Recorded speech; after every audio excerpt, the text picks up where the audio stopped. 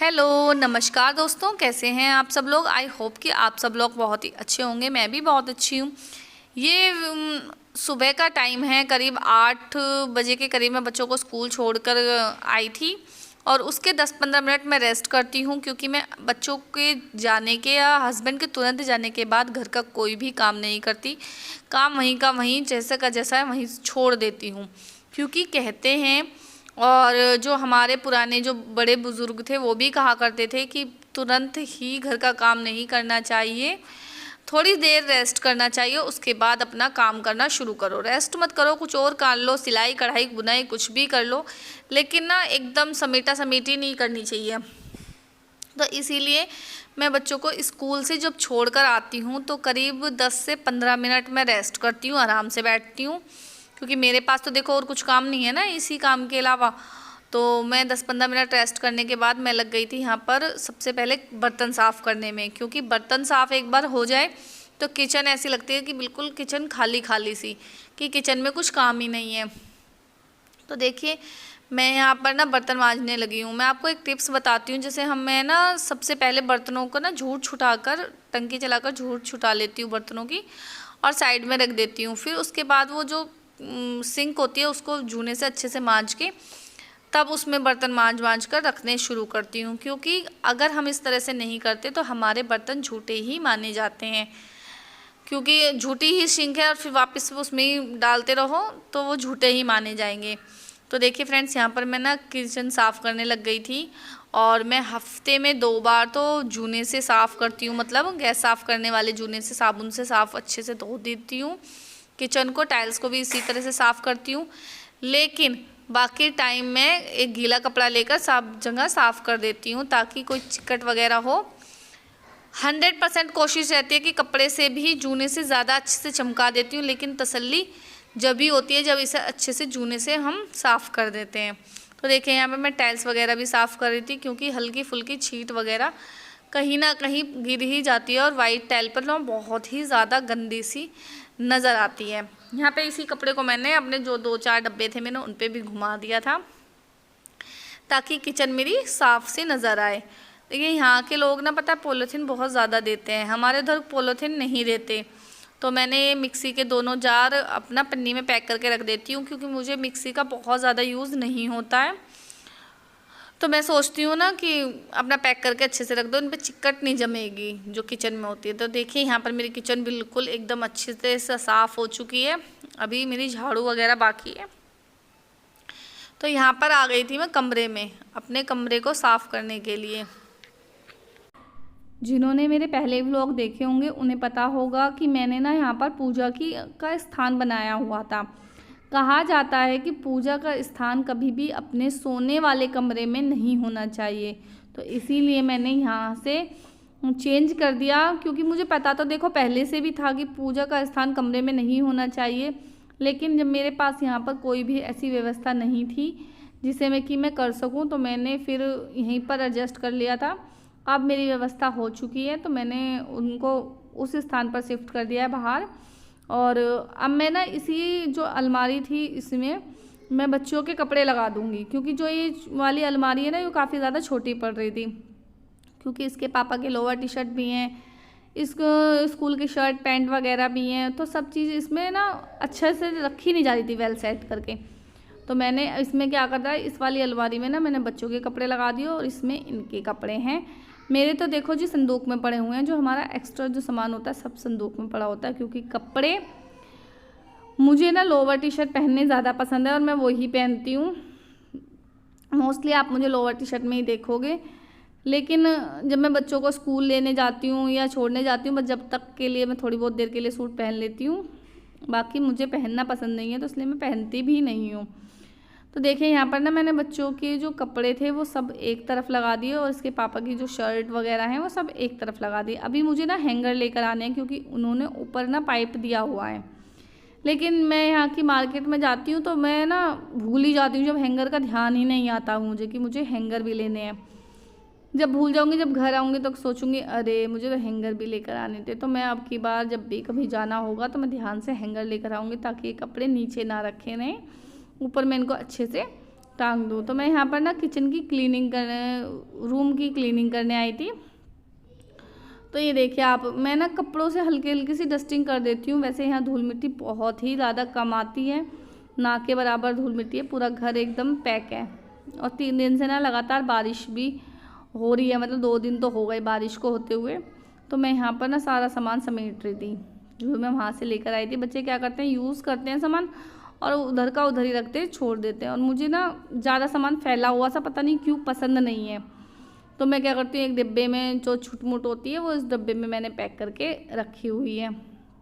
और अब भी मैं ऐसा ही करने वाली हूँ। जो भी इनकी ये छोटे मोटे इन्होंने रबड़, पेंसिल, कहीं कुछ कभी कुछ ऐसे फेंक देते हैं, मैं इनको सबको उठाकर एक डब्बे में अच्छे से पैक करके रख दूँगी।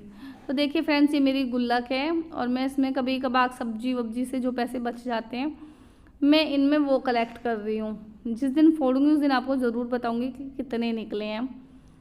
अभी मुझे मुश्किल से मुश्किल 2 महीने हुए हैं इसमें पैसे कलेक्ट करते हुए। मेरे हाथ में ज़्यादा पैसे नहीं रहते हैं, मतलब पैसे रहते हैं, मतलब इस तरह से नहीं रहते हैं कि हाथ में कैश हो। तो ये तो मैंने उस चीज़ के पर्पज़ से रखी हुई है, कैश नहीं रखते हैं तो उस लिए रखे कि बाई चांस बच जाए तो 150 इसमें डाल दो, सेविंग्स ही हो जाएगी, थोड़ी सी बच जाएंगे। तो मैंने ना देखो सारा सामान को एक एक तरह से एडजस्ट कर दिया है। अब मुझे इसमें सब बॉक्स में है जो मेरा सब मेकअप का सामान है। मुझे क्या करना पड़ता है, बच्चों की हाथों से दूर मुझे सब सामान रखना पड़ता है। कोई भी सामान हो ऐसी जगह रखना पड़ता है जहाँ पर मेरे बच्चे हाथ ना पहुँचा सकें, क्योंकि इनके हाथ में चीज़ एक बार लग जाए तो बस ये उसका पीछा नहीं छोड़ने वाले। देखिए यहाँ पर ना पॉलीथीन बहुत ज़्यादा मिलती है, तो मैं क्या करती हूँ, एक थैले में सब पॉलीथीन भर के ना अच्छे से रख लेती हूँ। मैं यहाँ पर पर्दा नहीं लगाऊंगी अब, क्योंकि मेरे बच्चे जो हैं क्या करते हैं, वो इस पर्दे पे ही लटके रहते हैं सारा दिन। और एक कर करके इन्होंने एक साइड से कोने से फाड़ भी दिया। जो मेरे वाला छोटे वाला बेटा है मेरा, वो तो इस पर्दे को बना के ना झूल जाता है और उसके झूलने की वजह से पर्दा थोड़ा सा फट भी गया। मैं वैसे तो मैचिंग के पर्दे लेकर आने वाली हूँ, पर अभी नहीं लेकर आएंगे। हम सोच रहे हैं कि अपने घर से लेकर आएँ, क्योंकि यहाँ दिल्ली से बहुत ही ज़्यादा महंगा है और जो चीज़ हमने खरीद सस्ते में रखी है वो चीज़ हम महंगे में कैसे ख़रीद लेंगे। तो यही हाल है हमारा। और यहाँ पे ना मैं बेडशीट चेंज करूँगी। वैसे मैं 3 से 4 दिन में ना बेडशीट चेंज कर देती हूँ, क्योंकि मुझे ना हाथ से अभी कपड़े धोने पड़ रहे हैं और मुझे हाथ से मेरे से ज़्यादा मेहनत नहीं होती। मैंने हाथ से कभी कपड़े धोए भी नहीं हैं। जब शादी नहीं हुई थी तो मम्मी धोती थी और घर पर भी मशीन थी, और जब ससुराल में आई तब भी मतलब मशीन थी, तो 2-4 जोड़ी कपड़े होते थे वो अपना मशीन में डाल देती थी। देखिए फ्रेंड्स, यहाँ मैं फटाफट से ना हल्की हल्की चीज़ चादर लेकर आई थी घर से। ये इतनी हल्की हैं कि मैं हाथ से धो दूँ, चुन्नी टाइप की हैं चादर, वैसे बहुत ही ज़्यादा हल्की हैं, पर कोई बात नहीं। यहाँ पे मैंने इसको फटाफट से झाड़ के ना बिछा दिया है। ये जो गद्दे हैं तख्त टाइप के हैं, ये ना यहाँ पर ना हर मकान मालिक अपने किराएदारों को देता है। तो यहाँ से ही हमको मिले थे। जो हमारा वाला फोल्डिंग है वो बाहर है, हमने जो 2 ले रखे थे वो बाहर की तरफ हमने बिछा लिए हैं, ताकि ना बाहर ही हम अधिकतर बैठे रहते हैं, क्योंकि ये कमरा बहुत ज़्यादा बड़ा है और गर्मी है ना बहुत ज़्यादा है अभी। तो इस वजह से ना क्या करते हैं, हम बाहर ही बैठे रहते हैं। और यहाँ पर ये देखिए मेरा कमरा पूरा एकदम साफ़ हो चुका है। जब तक कमरा साफ़ ना हो जाए ना, जब तक मन सा नहीं लगता कमरे में। और मेरे पास टाइम बहुत ही ज़्यादा कम है। अंदर और किचन वगैरह में मैंने झाड़ू लगा दी थी, मतलब जैसे किचन साफ़ करी तो तुरंत किचन में झाड़ू लगा दी, और जब रूम साफ़ किया तो रूम में तुरंत झाड़ू लगा दी। यहाँ पर मैं आ गई थी बाहर, और देखिए बाहर ये जाल है, इस पर ना एक मच्छरदानी डाली हुई है। जो हमारे मकान मालिक हैं उन्होंने ही ये मच्छरदानी डाली हुई है, क्योंकि यहाँ पर ना थोड़े मच्छर टाइप के कीड़े मकोड़े नहीं होते, वो ज़्यादा आते हैं। तो नीचे जो बाबा अकेले रहते हैं इस घर में, और कोई मतलब और उनके जो बेटा बेटी हैं वो शनिवार रविवार को आते हैं, बाकी बाबा अकेले रहते हैं। वो आर्मी में से रिटायर हैं और मतलब अच्छे खासे हैं सब चीज़। तो उन पे ना ज़्यादा साफ़ सफाई वगैरह उन पे होती नहीं है, तो इसलिए वो ढक के रखते हैं, ताकि ना तो नीचे कोई कीड़ा मकोड़ा आएगा और ना ही कुछ। तो इस वजह से उन्होंने ये मच्छरदानी झाड़ रखी है। और यहाँ पर ना मैं लगी थी अपना साफ़ करने में के लिए कपड़े। ये देखिए कपड़े ना मेरे 2 दिन के हो गए। कल परसों भी मुझे लग रहा है मैंने कपड़े नहीं धोए थे, क्योंकि यहाँ पर ना 2-3 दिन से लगातार बारिश का मौसम कब बन जाए हमें भी नहीं पता चलता।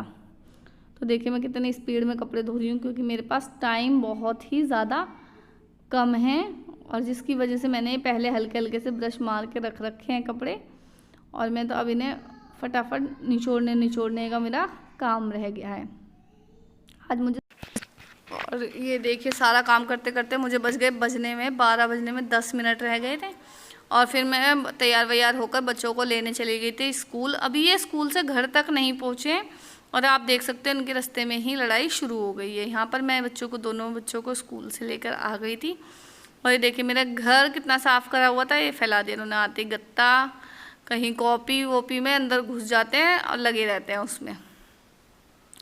तो यहाँ पर मैंने देखा, मुझे अभी कपड़े सुखाने थे, तो मैंने देखा कि ये तो आंधी तेज तूफान आना शुरू हो गया, तो ये मेरे कपड़े नहीं सूख पाएंगे। आई होप कि आप लोग मेरे ब्लॉग को एंजॉय कर रहे होंगे, तो प्लीज़ ब्लॉग को लाइक शेयर ज़रूर करना, चैनल पर नहीं तो सब्सक्राइब करें। Thank you for the watching, bye bye.